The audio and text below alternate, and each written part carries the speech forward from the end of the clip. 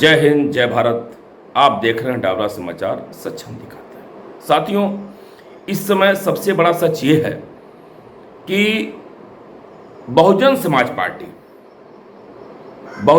Party जिसकी मुखिया बहन सुश्री मायावती जी हैं, और बहुजन समाज पार्टी की जो स्थिति है इस समय वो बहुत ही दयनीय है। जिस तरीके से बहुजन समाज पार्टी का टिकट बढ़ता था और ये सबको पता चल गया कि बहुजन समाज पार्टी का टिकट बिना पैसे के नहीं मिलता है, ये संदेश पूरे देश में गया। और जहां भी बहुजन समाज पार्टी लड़ी वहां पे पैसे दे करके लोगों ने टिकट लिया। जीत हुई हार हुई ये अलग बात है, लेकिन हम चर्चा करते हैं बहुजन समाज पार्टी के वर्तमान स्थिति में। पहले जैसा कैडर नहीं रहा, पहले जैसे लोग नहीं रहे। जब से माननीय कांशीराम साहब ने पार्टी को बनाया, पार्टी को चलाया, उनके मरणोपरांत बहुजन समाज पार्टी की मुखिया बहन मायावती के हाथों में सारी चीज़ें चली गई। तब से लेकर आज तक बहन मायावती ही उसकी मुखिया है, और बहन मायावती उस पार्टी के लिए घर से निकलती हैं, प्रेस वार्ता करती हैं और फिर घर में चली जाती हैं। जिस तरीके से बहन मायावती खुल करके बोलती थी, ललकारती थी, दहाड़ती थी, और लोगों से जिस तरीके से उनका था वो अब चीज़ें नहीं रह गई, अब वो चीज़ें खत्म हो गई हैं। और जिस तरीके से उनको ईडी का डर, सीबीआई का डर, भाई भतीजे को बचाने का डर, इस डर की वजह से बहुजन समाज खतरे में आ चुका है। बहुजन समाज बढ़ चुका है। बहुजन समाज के लोग दिग्भ्रमित हो चुके हैं। वो जाएं तो कहां जाएं, किसके पास जाएं। बहुजन समाज जो कि प्रदेश ही नहीं पूरे देश में इसकी संख्या बहुत ज़्यादा है। बहुजन समाज पार्टी राष्ट्रीय पार्टी हो चुकी थी, लेकिन आज उसका दायरा बहुत ही सीमित हो गया है, संकुचित हो गया है। ये क्यों हुआ है, कैसे हुआ है, ये क्यों हुआ? चंद्रशेखर आजाद भीम आर्मी बनाकर के मैदान में आते हैं और जेल जाते हैं, मार खाते हैं, मुकदमा होता है, और आए दिन सतत प्रयास करते रहते हैं कि बहुजन समाज को जगाने का, बहुजन समाज को इकट्ठा करने का। और उन्होंने भी एक पार्टी बना ली है जिस पार्टी का नाम है आज़ाद समाज पार्टी। आज़ाद समाज पार्टी से जुड़ने वाले प्रतिदिन जुड़ रहे हैं, उनकी संख्या बढ़ रही है। अभी चंद समय में उन्होंने जंतर मंतर प्रदर्शन भी किया, लेकिन चंद्रशेखर आजाद को सपोर्ट नहीं मिला। चंद्रशेखर आजाद को लोगों ने यूज किया, चंद्रशेखर आजाद यूज हुए। चंद्रशेखर आजाद आने वाले समय में उनको कितना टिकट मिलेगा, गठबंधन में जाएंगे या नहीं जाएंगे, कहां से लड़ेंगे, कहां से नहीं लड़ेंगे, ये कुछ कहा नहीं जा सकता है। चंद्रशेखर आजाद जिस तरीके से गोरखपुर में आकर के चुनाव लड़े, ये उनकी मजबूती को दर्शाता है या उनके आवेश को दर्शाता है या उनके भविष्य को तय करता है, ये तो जनता तय करेगी। बहुजन समाज के लोग बिल्कुल दिशाहीन है, नेतृत्वविहीन है।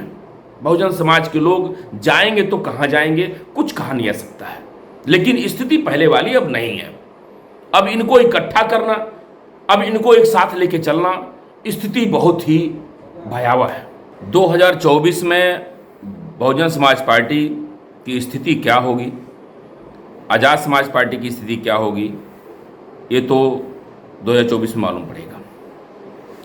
जिस तरीके से हिंदुस्तान की राजनीति बदल रही है, मुकाबला 2024 में बहुत ही दिलचस्प होने वाला है। इस मुकाबले में एनडीए है और इंडिया है, और बहुजन समाज पार्टी, आज़ाद समाज पार्टी, बहुजन समाज पार्टी के नेता किधर जाएंगे, गठबंधन में जाएंगे, एनडीए में जाएंगे, कुछ पता नहीं है। बहुजन समाज के एक नेता हैं रामदास आठवले, जो महाराष्ट्र की धरती से आते हैं और हमेशा अपनी सीट बचा लेते हैं, और जहां सत्ता होती है वहीं नजर आते हैं। रामदास आठवले दलितों के मसीहा नहीं बन पाए।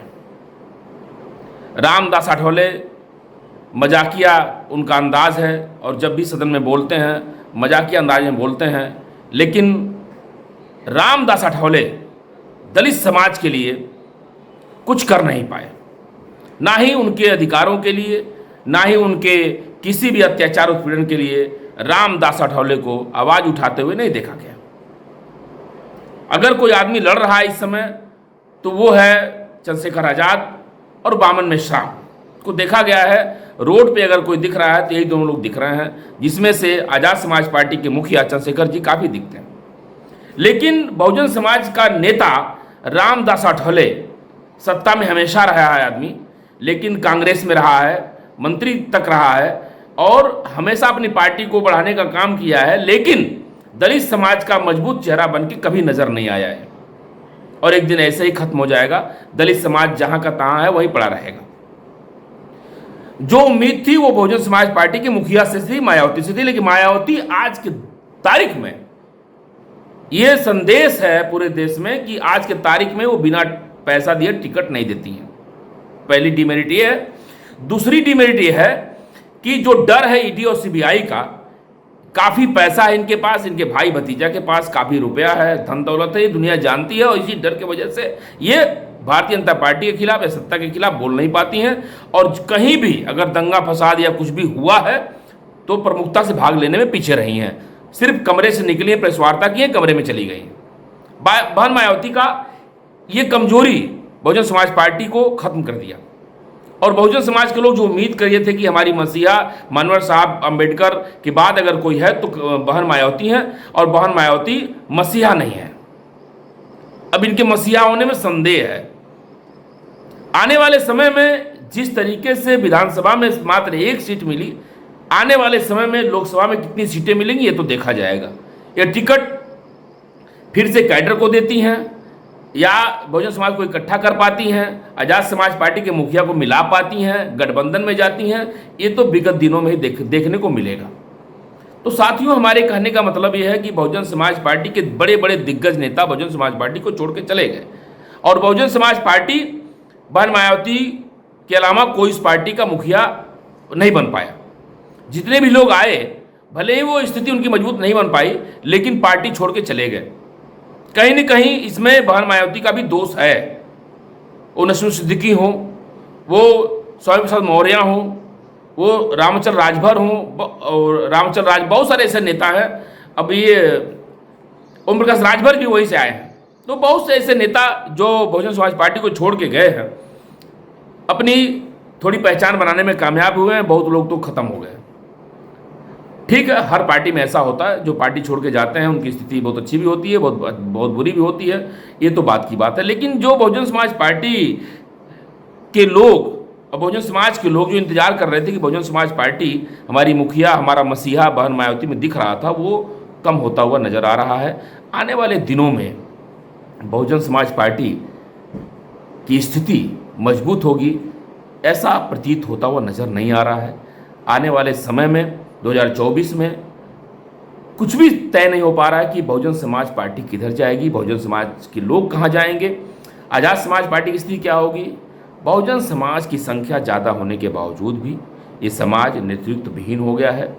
इसका कोई आदर्श नेता नहीं है, इस समय इसका कोई मसीहा नहीं है, कोई ऐसा नहीं है जो बाबा साहब ने कहा था कि सत्ता ही है वो चाबी है जिससे हर दरवाजे खुलते हैं। लेकिन ऐसा प्रतीत नहीं हो रहा है कि प्रदेश में सरकार बन जाएगी बहुजन समाज पार्टी की, या किसी प्रदेश में भी दलित समाज के लोग मुख्यमंत्री बन जाएंगे। प्रधानमंत्री बनना तो बहुत दूर की बात है। प्रधानमंत्री बनना देश का बहुत दूर की बात है। संविधान दलित समाज के हाथ में ना आया है, ना आएगा। बना दिया जरूर बाबा साहब ने, लेकिन संविधान दलित समाज के हाथ में आने से वंचित है, और ये कब तक वंचित रहेगा कुछ नहीं कह सकता है। जय हिंद, जय भारत। देखते रहिए डाबरा समाचार, सच हम दिखाते हैं।